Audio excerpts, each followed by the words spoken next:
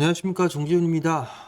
전날 뉴욕 증시 3대 지수가 좀 하락으로 마무리가 좀 됐습니다. 오늘도 시초가에 일단은 시장의 미국 시장은 좀 반영이 되지 않을까라고 좀 보여지는데요. 일단 뭐 급할 것이 없는 그런 시장이 된 것 같습니다. 어찌됐든 FOMC까지는 좀 변동성이 지속적으로 좀 진행되지 않을까라고 좀 보여지고요.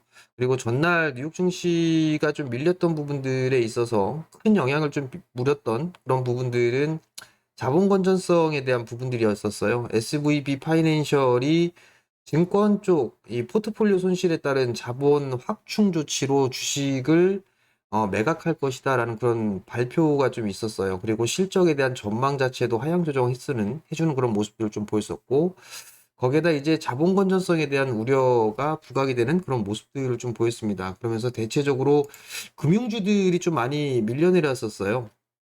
웰스파고가 6%대 좀 하락을 보였었고요. JP모건 같은 경우도 5%대의 좀 하락을 하는 그런 모습들을 좀 보였었는데, 그냥 금융주들은 조금 유심히 좀 봐야 되지 않을까라고 좀 보여집니다. 이 부분들이 나중에 좀 커지는지 확대가 되는지 여부들을 좀 체크를 해봐야 될 필요성은 좀 있을 것 같습니다. 3대 지수를 좀 보게 되면 나스닥 시장 같은 경우는 그래도 저점 자리대를 좀 지지를 해주는 그런 모습들을 좀 보여주고 있는데, 요 자리대를 좀 지지를 해주는지 요 부분들을 좀 체크를 해봐야 되지 않을까라고 좀 보여지고요. 다만 이제 다우지수와 S&P 500 지수 같은 경우는 저점을 좀 이탈해주는 그런 모습들이 좀 나왔습니다. 추가적으로 좀 조정을 염두를 해둬야 되는 상황이 아닌가라고 좀 보여지고요. S&P 500 같은 경우도 지수대가 좀 밀렸어요. 만약에 이 저점 자리대죠. 이 3,900 언저리대가 이탈되는 그런 모습들을 좀 보여주게 된다라면 3,800선 언저리대까지도 좀 조정을 받을 그럴 가능성이 좀 있어 보입니다. 그렇기 때문에 시장에 있어서는 뭐 급할 건 없다라고 좀 보여지고요. 국내 시장으로 좀 돌아서 보게 되면 어제 이제 동시만기가 좀 마무리가 좀 됐죠. 근데 어제 같은 경우를 보게 되면 외국인 쪽의 매도세가 약 9,700억 정도 매도가 좀 나왔었어요. 그러면서 이제 기관 쪽, 특히나 금융투자 쪽에서 물량을 좀 받아주는 그런 모습들을 좀 보였었는데, 나 이제 새로운 분기, 2분기가 좀 시작이 되는 그런 부분들이니까, 그러면 오늘 외국인 쪽에 있어서의 포지션 변화라든가 이런 부분들이 좀 필요하지 않을까, 체크를 좀 해봐야 되지 않을까라고 좀 보여지고요. 코스닥 시장 같은 경우도 지속적으로 좀 매도가 나와주고 있습니다. 외국인 쪽과 기관 쪽 양매도가 좀 나와주고 있는 그런 상황에서 개인 투자자들만 좀 매수를 해주는 그런 모습들을 좀 보여주고 있는데, 아무래도 이 차별화가 좀 진행이 되는 그런 부분들이니까 변동성이 좀 크게 나타나는 그런 부분들이 좀 있습니다. 그렇기 때문에 변동성이 좀 유의할 필요가 있지 않나라고 좀 보여지고요. 지수를 좀 보게 된다라면 코스피 시장 같은 경우도 요 전저점 자리대죠. 61선 부근들에 있어서의 지지가 되는지 여부를 좀 체크를 해봐야 되지 않을까라고 좀 보여지는데, 1월 달까지 상승을 해줬다가 지금 한 달이 넘는 시간 동안에 조정을 좀 받고 있는 그런 모습들이에요. 분봉을 좀 쪼개서 보게 된다라면 고점과 고점이 좀 낮아지는 그런 모습들을 좀 보여주고 있는 그런 상황들이죠.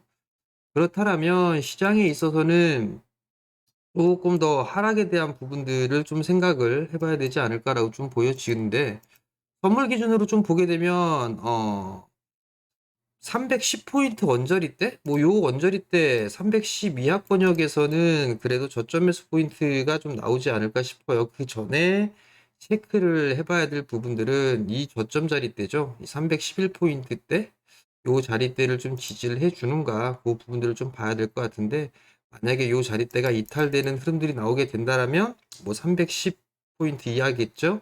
뭐 310에서 한 308포인트 정도 대 요 구간대에서는 뭐 매수 포인트를 잡아봐도 좋지 않을까, 그렇게 좀 보여지고 있으니까 뭐 크게 걱정할 필요성은 없을 것 같고요.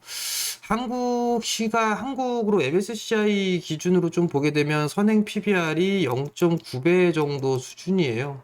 0.9배 수준 이하, 0.9배 이하에서 매수를 해준다라면 그래도 물릴 확률은 거의 없는 그런 상황들입니다. 근데 이제 만약에 추가적으로 좀 밀리게 된다라면 0.9배 이하권역으로 좀 진입을 하겠죠. 그렇게 된다라면 매수 포인트를 좀 잡아도 좋다라는 점, 그 부분들을 좀 기억을 하셨으면 좀 좋겠습니다.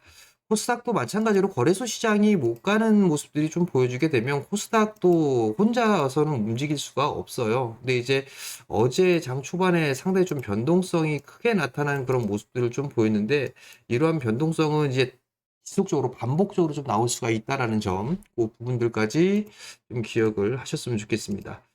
이제는 동시만기가 끝났던 그런 상황들이기 때문에 버닝 시즌을 좀 준비를 해야 되지 않을까 싶습니다. 실적에 대한 부분들, 그러니까 역실적 장세인 그런 부분들이기 때문에 실적이 좀 상향 조정되는 그런 기업들 같은 경우 오히려 더 좋지 않을까라고 좀 보여지는데, 사실 실적에 대한 전망치, 23년도의 실적의 전망치는 계속적으로 좀 하향 조정되고 있어요. 그 속에서 실적이 상향 조정되고 있는 그런 종목군들이나 섹터들, 뭐 이런 기업들 같은 경우는 오히려 좀 괜찮지 않을까, 그렇게 좀 보여지고요. 보안 부분들 같은 경우는 이슈를 좀 품은 기업들을 좀 봐야 될 것 같은데, 여전히 뭐 로봇 쪽이라든가 아니면 뭐 2차 전지 이런 부분들에 있어서는 실적의 기반형이, 특히나 2차 전지는 실적 기반형이 포함이 되기 때문에 상당히 좀 강했던 그런 부분들이고, 로봇은 정부 정책이라든가 대기업에 대한 투자, 이 부분들로 인해서 기대감을 좀 받고 있는 그런 사항들인데, 일단 실적주들 위주로 실적이 좀 겸비되는 그런 기업들이 좀 괜찮지 않을까, 그렇게 좀 보여집니다.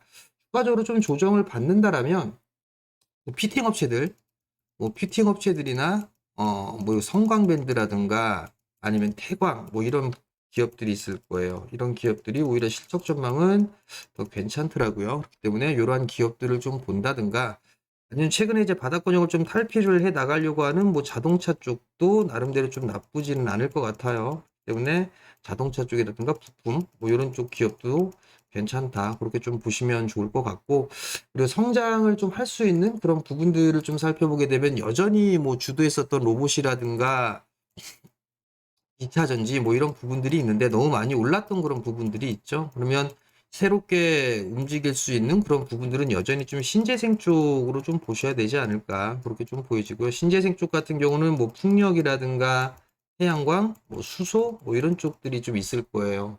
그러니까 이런 쪽을 한 번쯤은 봐도, 관심 있게 좀 봐도 좋지 않을까, 그 점을 좀 기억을 하시면 좋을 것 같고요. 그리고 그 이외에 이제 실적, 개별적인 실적들이에요. 개별적인 좀 실적이라든가 이슈거리가 있는 그런 기업들 같은 경우는 여전히 테마성의 좀 흐름들이 나올 수가 있다라는 거. 가급적이면 차별화가 되는 그런 시장에서는 지수는 박스권역에서 좀 진행이 되고 있는 그런 사항들인데, 종목을 보게 되면 올라가는 종목군들이 있고 빠지는 그런 종목군들이 있어요. 가급적이면 이 빠지는 종목군들을 손대는 것보다는 돌아서는 그런 종목군들을 관심 있게 좀 보는 그런 전략이 좀 중요하지 않을까 싶습니다. 지수는 박스를 치고 있는데 주가가 저점을 낮추는 그런 기업들 같은 경우는 선택을 하지 않는 게 좋다라는 거. 그 부분들을 꼭 기억들을 하시고, 그리고 지수는 조금 더 밀릴 수가 있고 지수 전략을 좀 말씀을 드렸으니까 그 부분들은 좀 참고를 하시고, 그리고 아마 2차 전지 쪽이 오늘 한번 더 밀어주는 그런 모습들이 나오게 된다라면 아마 반발 매수세가 좀 들어오지 않을까 싶습니다. 그렇기 때문에 그 부분들까지 좀 기억들을 하시고 오늘도 성공 투자하시고요. 저는 다음에 다시 또 찾아뵙도록 하겠습니다. 마치겠습니다.